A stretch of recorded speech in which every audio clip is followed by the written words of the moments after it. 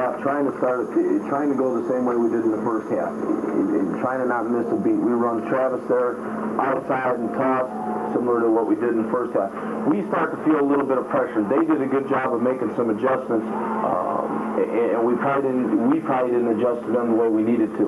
And as you see, we're going along in the second half. It's going to be very, very short offensively, 2-3 plays and out, just because we really struggled in coming up with the big plays. They do a good job here on special teams, which it puts a little bit of wind in their sails as they try to work the ball up to the 40-yard line, and they got themselves in good position. Our punt coverage was horrible on that particular play, and plus the punter was supposed to get it out of bounds. Here again, they roll out. We scrape a linebacker to contain the quarterback, and they throw to the empty zone. We need to make some adjustments. Well, here I go again. I'm making an out call with the tackles, make them run out, and they run dry inside. Somehow I think they were wired up to our phones listening to me. We did stop them, though, on fourth down. Here's a big play for us early in the third. A big pickup for us. They were bringing some pressure and rolling some people off. We did a good job finding the open receiver. As we tried to go up top and take a longer time to throw the football, we were just having a tough time. They did a good job in their secondary adjustments. Here's a screen play after they motion from a 2-back set to a 1-back set. We do not adjust soon enough. Great tackle by Frank Jobber, just a little bit too late. Here was the counter play, the backside guard pulling we had a little bit of trouble with before, but Mark Herbeck, once you see a play, you should be able to handle it the next time. Here goes out and up again, and again, in man coverage, that is a tough route to cover. We need to be able to get to the quarterback before he can get that off. Now we get a situation where they're going to run a little bit of a counter play to the outside. Lance Bailey, who's man on the tight end, sees his tight end block, comes up, makes a nice play. And then they underthrow an out cut to the wide receiver, and he's able to come back for the ball. So right now, we're awful scared. We're doing absolutely nothing on either side of the ball. We're not slowing Sioux Falls down. We're not moving the ball, controlling the clock ourselves. And Sioux Falls doing everything right. Again, great program. We're only up 25-14 with a lot of football yet to play. As we start this series in the third quarter, trying to get away a little bit from the run because they're giving us so much pressure, throwing the ball on first down, picking up about 5. I believe what we do here is we run a G-option play with Josh Miller. Again, trying to get our players, probably our better athletes, out in the open field, trying to make some things happen. We're here, there where we're close to picking up a first down. I think a big play for us in this ball game is right here, just a third and short, and our guys know what we're trying to do, and we're just trying to get push and be able to move the sticks. Travis does a good job there. Now you get back into the mental mistakes, and that's really what kind of hurt us. And I think it had to do a lot with the pressure that we were getting and the pressure that we put on ourselves as we were really struggling. Watch this punt by Ryan Carlson. Now he does what he's supposed to do. He punts the ball away from the returner. Ryan's the best punter in the conference by far when he gets the ball out on the perimeter when they put one guy back. He did a great job of pinning him deep. That was a good way to start off. We made a couple defensive adjustments in the fourth quarter. We started shifting a little bit. You'll see us lined up in one thing and shifting to another. That's Mike Sitz, another one of these juniors who it's time for him to step up. Made a nice play on the quarterback after they messed up the blocking assignment. Here again, you see our defensive line shifting, which hopefully is going to mess up their blocking schemes. I don't know on this one. We're thinking one of two things, or maybe one of three things. Either a safety that we did tackle him, or his forward progress was stopped behind the end line.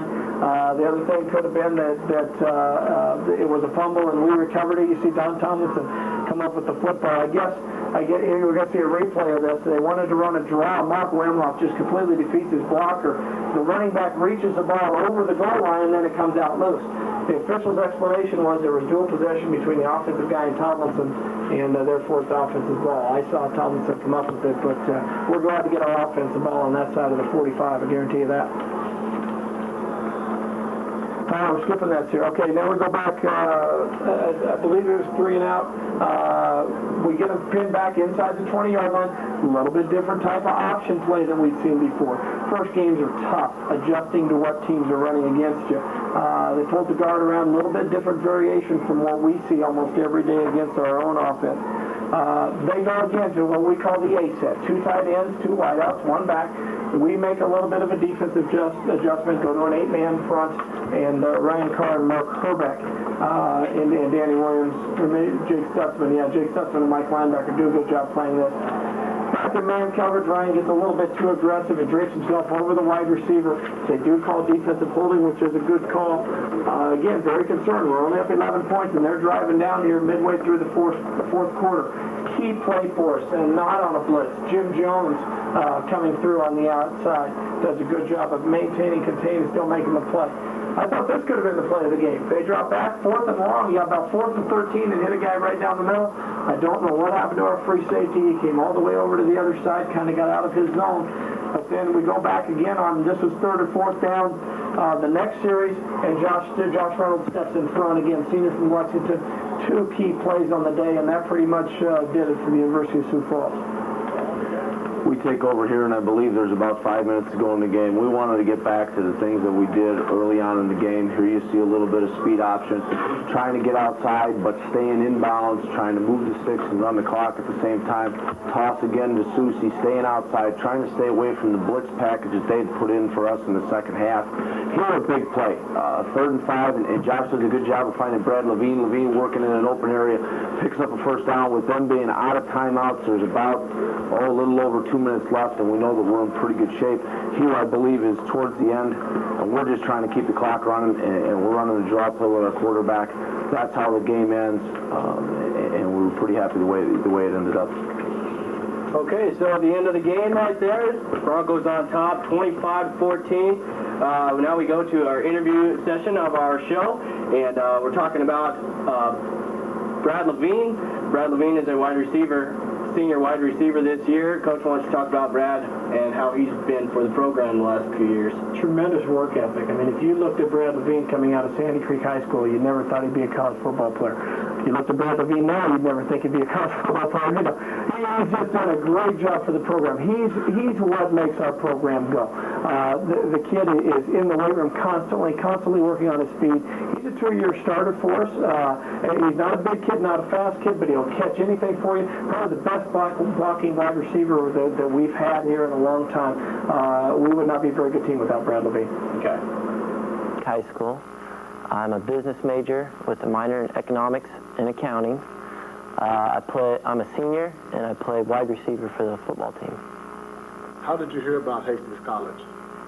Coming out of high school, I was more interested in basketball, but Coach McCauley and Coach Cotton came down to Sandy Creek for a recruiting trip, and from there the recruiting process took off, and once I committed to playing football here, I knew I made the right decision.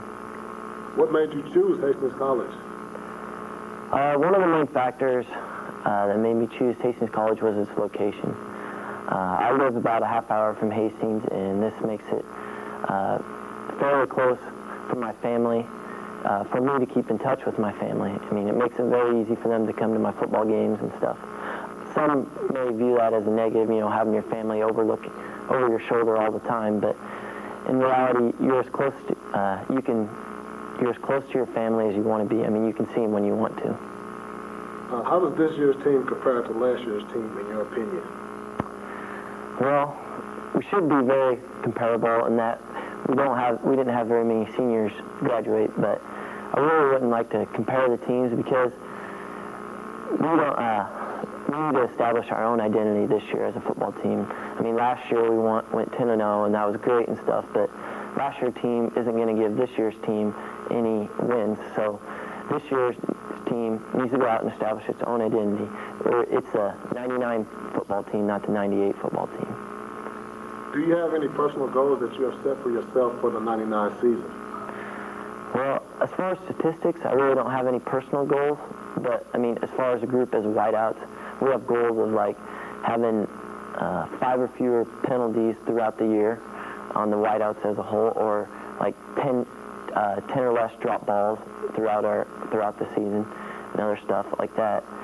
I guess the only personal goal I would have is that I don't let my teammates down and that I go hard all the time and try to get my job done, do what I can do for the team. After the season is over, what are your future plans? After the season's over, I'll graduate this December, and I'd like to go into banking, the profession of banking. I'm not sure what specifically in banking, maybe a loan officer or some position like that. This being your senior year and the last time that you will ever play college football, what are some of the things that you will miss about playing college football at Hastings College? I'll definitely miss the games. I mean, knowing that I'll never be able to go out there and put the pads on or catch the ball. I mean, being a wideout, you know, making that catch or something. I mean, I'll definitely miss the games, you know, coming back and watching them, you know, wishing I could be out there. I also miss just the relationships I've had with the people and the coaches. I mean, all the friends I've made through football, and I probably won't keep as close in touch with them as I have, you know, playing football here. Okay. Obviously, going through the first couple weeks of non-conference, you keep an eye on the conference teams to see what they're doing. Just comment on who played this last week and how they did. Tough conference again, Darren. I mean, the ratings came out on Tuesday, and there are 4 teams in the NIAC rated in the top 25, and Dana College is also getting ratings.